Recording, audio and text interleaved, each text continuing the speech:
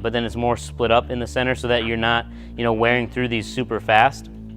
Depending on the size you get, they can come up with up to a 55,000 mile warranty. A lot of them don't, however, but they are going to still carry that manufacturer's warranty. So if you had them wearing uneven or something like that, they would be covered, but they know that you're going to be off-roading if you've got a set of tires like this, or at least you have the potential to, so they don't always give that warranty on every single size. And as far as sizes go, I guess we'll kind of break that down a little bit. They offer everything from like a 235/70 all the way up to a 325/60. So anything from a very, very small OEM, like old school Toyota size tire, up to a 37/12.5 is actually the biggest size that they offer in this particular tire.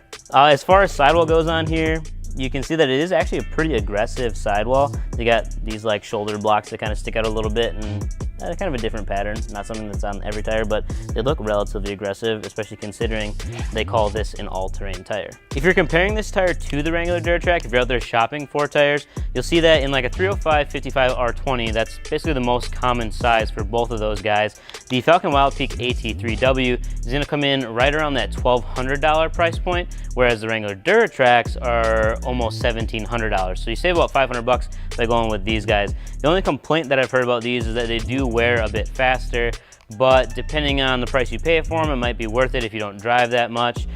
Just something to consider if you're out there shopping for tires. The other thing to note too with tire pricing is in smaller sizes, like I think it's a 265/70, you can get these things for 600 bucks on our website, which is like absolutely crazy deal. That's what's on the truck behind me. It's almost a 33 by about 9, if you're wondering how that converts out to, but we have the conversion on the website also if you want to check that out.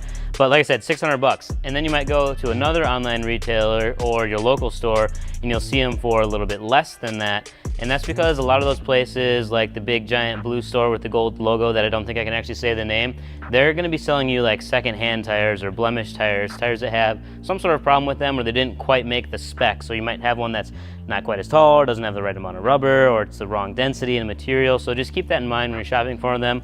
We only sell the first run products. So if you're wondering what this tire is right here, this is a 35/12.5, so you can see how it compares to me because I'm 7 feet tall.